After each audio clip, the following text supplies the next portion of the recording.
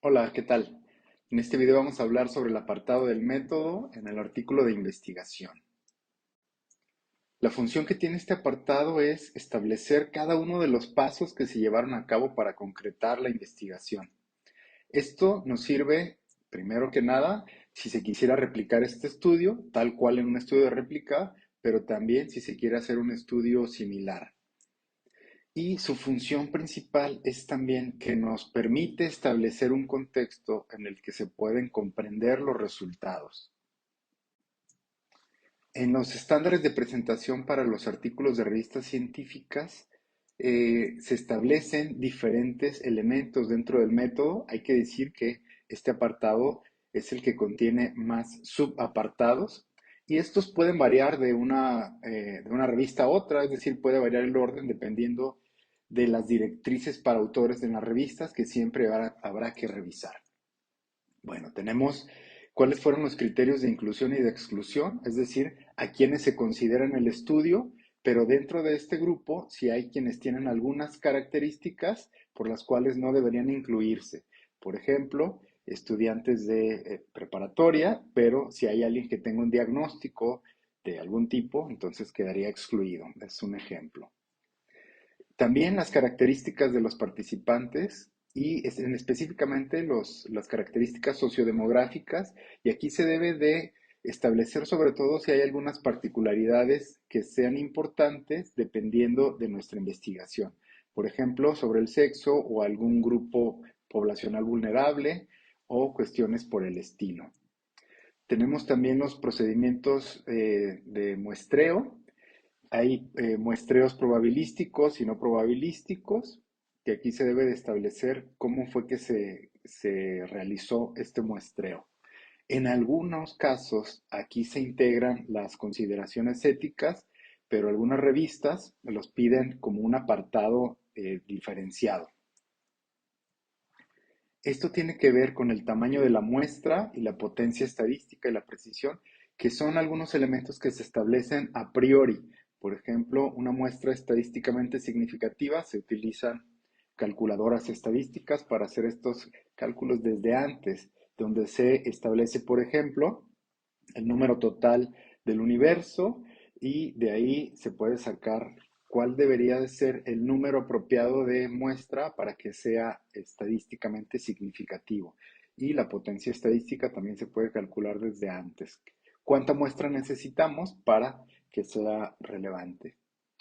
Hay que establecer también las medidas que nosotros vamos a evaluar, tal cual, donde podemos también mencionar cuáles son las propiedades psicométricas. Tradicionalmente se utiliza el alfa de Cronbach, aunque se están utilizando ya ahora algunos otros indicadores, y si hay algunas covariables, también indicarlas.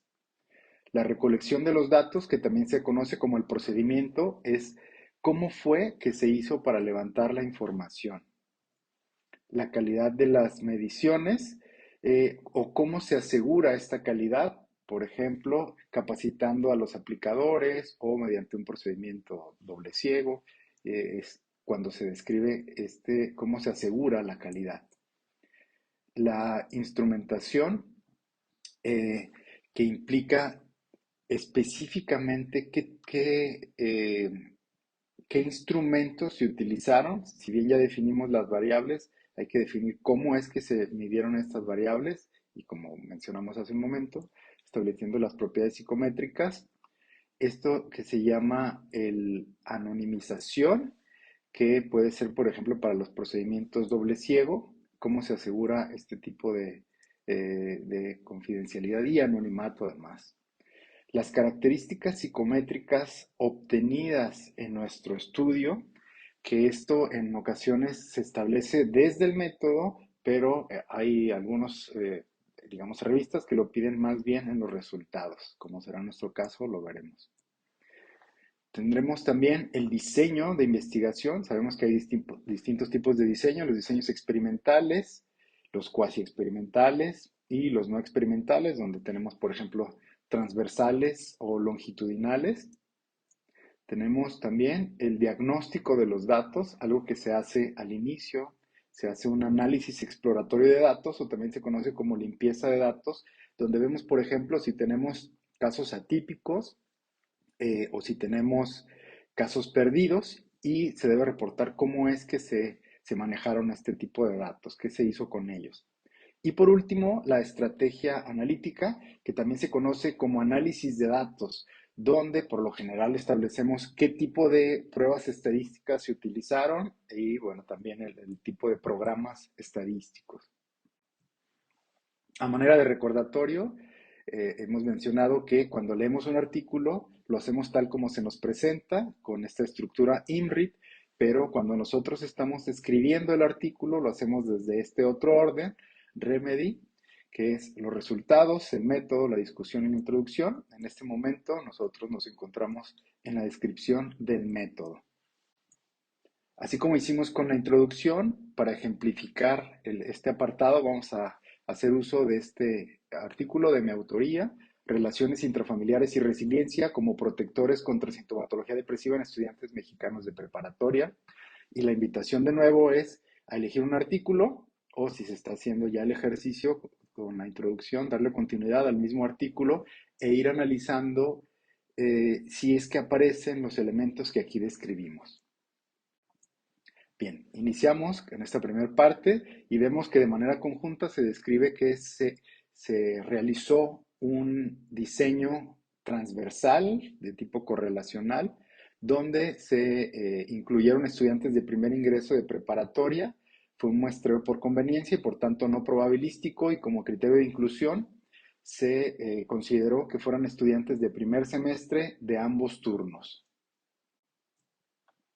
Dentro de los instrumentos se aplicó la escala de depresión del Centro de Estudios Epidemiológicos en su versión revisada, validada en adolescentes mexicanos, y vamos a identificar, se pone el nombre de la escala, quién fue quien hizo la creación o validación, también se ponen cuántos ítems tienen, que en este caso son 35 ítems, y se puede poner también las opciones de respuesta y aquí ponemos también el nivel de confiabilidad, que en este caso es el alfa de Cronbach, que es de 0.93.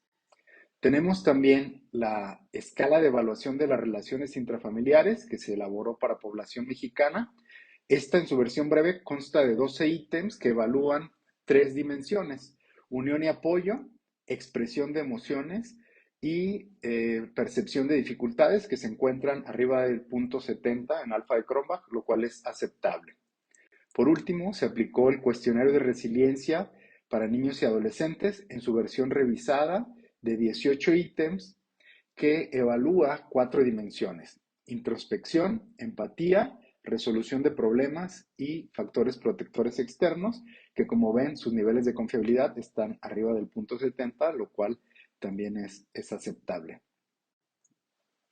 En cuanto al procedimiento, bueno, se realizó una aplicación en línea mediante los formularios de Google y se hizo en los laboratorios de cómputo de la escuela, aplicaciones grupales donde se llevaba a cada uno de los grupos eh, para asegurar la calidad de la aplicación. Bueno, el investigador estuvo asesorando y revisando que se hiciera de forma adecuada y la temporalidad se hizo entre el 31 de agosto y el 4 de septiembre del 2015. La estrategia analítica o los análisis de datos que se utilizaron fueron los estadísticos descriptivos, donde se pusieron medias, desviación estándar, mínimo, máximo, asimetría y kurtosis. Como decíamos hace un momento, se evaluó la confiabilidad a través del alfa de Cronbach y para la normalidad se establecieron como parámetros la asimetría menor a 2 y la kurtosis menor a 7 en valores absolutos. Considerando que fue una distribución normal, bajo estos parámetros se utilizaron pruebas paramétricas y para comparar las medias por sexo se utilizó la prueba T para muestras independientes y también se establecieron correlaciones de Pearson para hombres y para mujeres. Y por último, se llevó a cabo una regresión lineal donde la sintomatología depresiva se utilizó como variable dependiente, mientras que las dimensiones de las relaciones intrafamiliares y de la resiliencia se utilizaron como variables independientes. Aunque, bueno, también utilizamos el tamaño del efecto, la F cuadrada de Cohen, con el programa G-Power y para el resto de los análisis estadísticos el SPSS, la versión 25. Aunque no se menciona aquí, si está en el documento, se aseguraron los supuestos para la regresión lineal, tales como la homocedasticidad, la no autocorrelación y la no colinealidad, que de hecho se encontró colinealidad entre las dimensiones introspección y factores protectores externos, que se eliminaron posteriormente en los análisis. En cuanto a las consideraciones éticas, se aseguró el consentimiento informado, se explicó el propósito del estudio en una reunión con padres y madres, donde ellos firmaron el consentimiento, pero también se solicitó el asentimiento informado de estudiantes que se incluyó eh, en el formulario. Se comentó que era un estudio voluntario, que se guardaría la confidencialidad y este estudio fue aprobado por un comité de ética que es cada vez más solicitado por las revistas. Vemos entonces que se cumple con la mayoría de estos criterios. Dependiendo del diseño, puede variar un poquito en cuanto a estos elementos que se cubran en los estudios. Bueno, aquí las referencias para su consulta. Que estén muy bien. Hasta pronto.